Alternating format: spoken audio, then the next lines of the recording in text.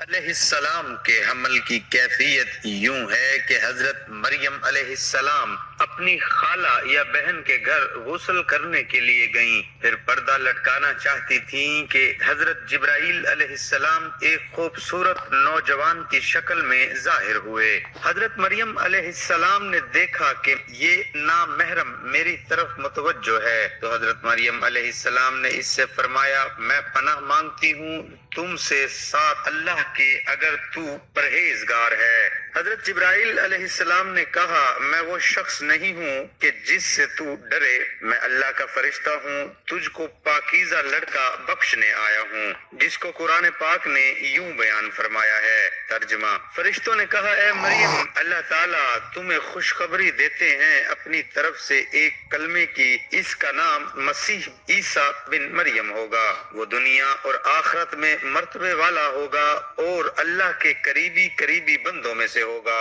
لوگوں سے باتیں کرے گا جب جھولے میں ہوگا اور جب پوری عمر کا ہوگا، اور وہ نیک بندوں میں ہوگا۔ حضرت مریم علیہ السلام نے جواب دیا، میرا بیٹا کیسے ہوگا کہ مجھے کسی بشر نے ہاتھ نہیں لگایا اور میں بدکار عورت بھی نہیں ہوں۔ حضرت جبرائیل علیہ السلام نے کہا، تیرا کہنا صحیح ہے، لیکن تیرے اللہ نے فرمایا ہے کہ میرے لیے بغیر باپ کے بیٹا دینا آسان ہے، جس کو قرآن پاک نے اس طرح بیان فرمایا ہے۔ ترجمہ: مریم نے کہا، اے میرے پیارے رب، میرے یہاں لڑکا کیسے ہوگا جبکہ کسی مرد نے مجھے ہاتھ تک نہیں لگایا؟ اللہ تعالیٰ نے فرمایا، اسی طرح پیدا کرتا ہوں جو چاہتا ہوں، جب وہ کسی کام کا فیصلہ کر لیتا ہے تو اس کو کہتا ہوں ہو جا، بس وہ ہو جاتا ہے۔ بی بی مریم علیہ السلام کو اسی وقت اتنی بڑی بشارت دی گئی کہ وہ نبی ہوگا، بنی اسرائیل اور تورات اور انجیل کا عالم ہوگا، اور وہ بڑے معجزوں والا ہوگا، جس کو قرآن پاک نے یوں بیان فرمایا ہے۔ ترجمہ: اور اللہ اس کو کتاب اور حکمت اور تورات اور انجیل سکھائے گا، اور وہ رسول ہوں گے بنی اسرائیل کی طرف۔ حضرت عیسیٰ علیہ السلام کی پیدائش غرض یہ کہ تمام بشارتوں کے بعد حضرت جبرائیل علیہ السلام نے حضرت مریم علیہ السلام کے گریبان میں روح مبارک کو پھونک دیا، جس سے فی الفور حمل ہو گیا۔ حضرت مریم علیہ السلام نے فرمایا کرتی تھی کہ دوران حمل تنہائی میں حضرت عیسیٰ علیہ السلام مجھ سے باتیں کرتے تھے اور مجمع میں خدا کی تسبیح بیان کرتے تھے، حالانکہ آپ علیہ السلام ابھی پیٹ میں تھے۔ حضرت مریم علیہ السلام اور آپ کی خالہ صاحبہ جب آپس میں ملاقات کرتی تھیں تو ایسا معلوم ہوتا کہ خالہ کے پیٹ کا بچہ یعنی حضرت یحییٰ علیہ السلام بھانجی کے بچے یعنی حضرت عیسیٰ علیہ السلام کی طرف جھکتا ہے یعنی سلام کرتا ہے۔ یوسف نجار جو بی بی مریم علیہ السلام کے ماموں کا بیٹا تھا، وہ بیت المقدس میں عبادت کرتا رہتا تھا اور کبھی کبھی حضرت مریم علیہ السلام کو خالہ کے پاس پہنچاتا تھا۔ جب حمل کی حالت سے آگاہ ہوا تو اس نے بھی تحقیقات کی تو حضرت مریم علیہ السلام نے تمام واقعہ بیان کر دیا۔ جب ولادت کا وقت آ گیا تو حضرت مریم علیہ السلام کو قدرتی ندا ہوئی کہ اس شہر سے باہر چلی جاؤں، اگر تیری قوم تجھ کو اس کے وضع پر دیکھے گی تو تجھ کو اور تیرے فرزند کو قتل کر ڈالے گی۔ حضرت مریم علیہ بما یوسف نجار بیت المقدس سے روانہ ہو گئیں۔ حضرت جبرائیل علیہ السلام ان کی راہ پر تھے۔ جب 2 فرسنگ راہ قطع کی تو بیت اللہ میں پہنچے۔ تفسیر حقانی میں ہے کہ ایک پرانا مکان تھا جس میں خشک کھجور کا ایک درخت تھا، جس سے ٹیک لگایا، پھر بغیر تکلیف کے حضرت عیسیٰ علیہ السلام پیدا ہوئے۔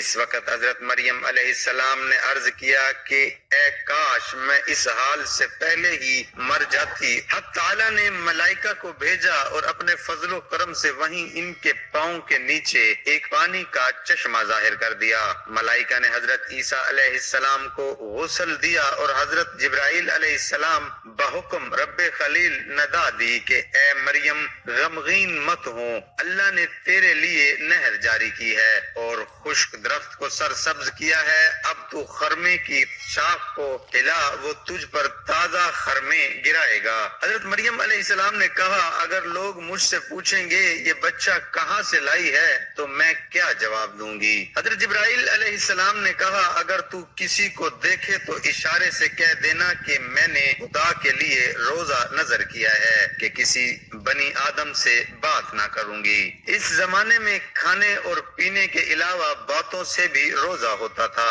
تفسیر حقانی جس کو قرآن پاک نے یوں بیان فرمایا ہے، ترجمہ مریم علیہ السلام نے حمل اٹھا لیا اور وہ اس کو لے کر ایک دور کی جگہ چلی گئی، پھر درد اس کو کھجور کے درخت کی طرف لے گیا۔ اس نے کہا کاش میں اس سے پہلے مر جاتی اور بھولی بصری چیز ہو جاتی۔ پھر مریم علیہ السلام کو اس نے نیچے سے آواز دی کہ غمگین نہ ہو، آپ کے رب نے آپ کے نیچے ایک چشمہ جاری کر دیا ہے اور آپ کھجور کے تنے کو اپنی طرف ہلائیں، اس سے آپ کے اوپر پکی ہوئی کھجوریں گریں گی، بس کھاؤ اور پیو اور آنکھیں ٹھنڈی کرو، پھر اگر تم کوئی آدمی دیکھو تو اس سے کہہ دو کہ میں نے رحمان کا روزہ مان رکھا ہے، تو آج میں کسی انسان سے نہیں بولوں گی۔ حضرت ابن عباس رضی اللہ تعالی عنہ فرماتے ہیں کہ حضرت مریم علیہ السلام فرشتے کی بشارت سے بے غم ہو گئیں اور نفاس کی مدت ختم ہونے تک 40 روز وہیں رہیں، پھر اپنے گھر واپس آئیں۔ ہر طرح کی بشارتیں بی بی مریم علیہ السلام کو فرشتے نے بتا دی تھی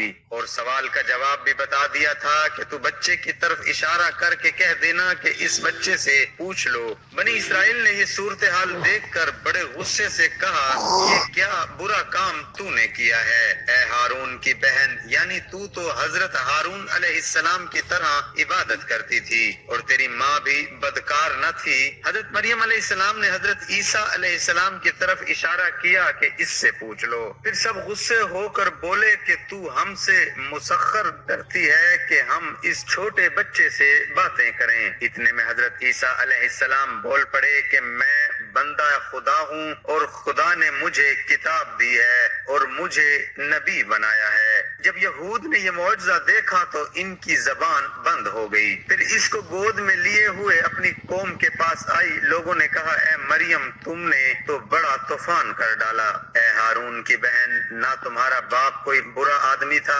اور نہ تمہاری ماں بدکار تھی۔ پھر مریم علیہ السلام نے اس بچے کی طرف اشارہ کیا۔ لوگوں نے کہا کہ ہم اس سے کیسے بات کریں گے جو کہ گود میں بچہ ہے؟ بچہ بولا میں اللہ کا بندہ ہوں جس نے مجھے کتاب دی اور مجھ کو نبی بنایا۔ معرف القرآن میں ہے کہ جس وقت خاندان کے لوگوں نے حضرت مریم علیہ السلام کو ملامت کرنا شروع کر دیا تو حضرت عیسیٰ علیہ السلام اس وقت دودھ پی رہے تھے۔ جب انہوں نے یہ سنا تو دودھ چھوڑ دیا اور اپنی بائیں کروٹ پر سہارا لے کر ان کی طرف متوجہ ہوئے اور انگشت شہادت سے اشارہ کرتے ہوئے کہا میں خدا کا بندہ ہوں۔ اس سے پہلے ہی لفظ میں حضرت عیسیٰ علیہ السلام نے اس غلط فہمی کو دور کر دیا کہ اگرچہ میری پیدائش ایک معجزانہ انداز سے ہوئی ہے مگر میں خدا کا بندہ ہوں تاکہ لوگ میری پرستش میں مبتلا نہ ہو جائیں۔ ان الفاظ میں حضرت عیسیٰ علیہ السلام نے اپنی شیر خوارگی کے زمانے میں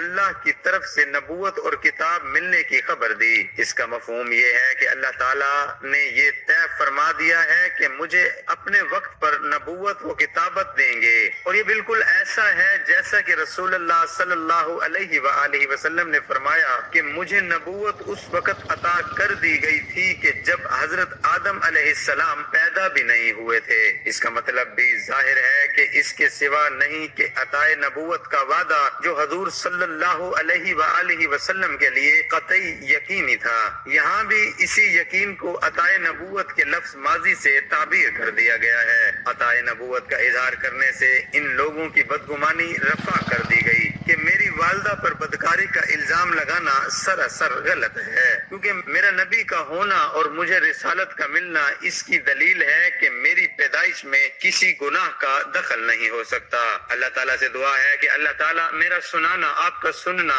اپنی بارگاہ رسالت میں قبول اور منظور فرمائے، آمین۔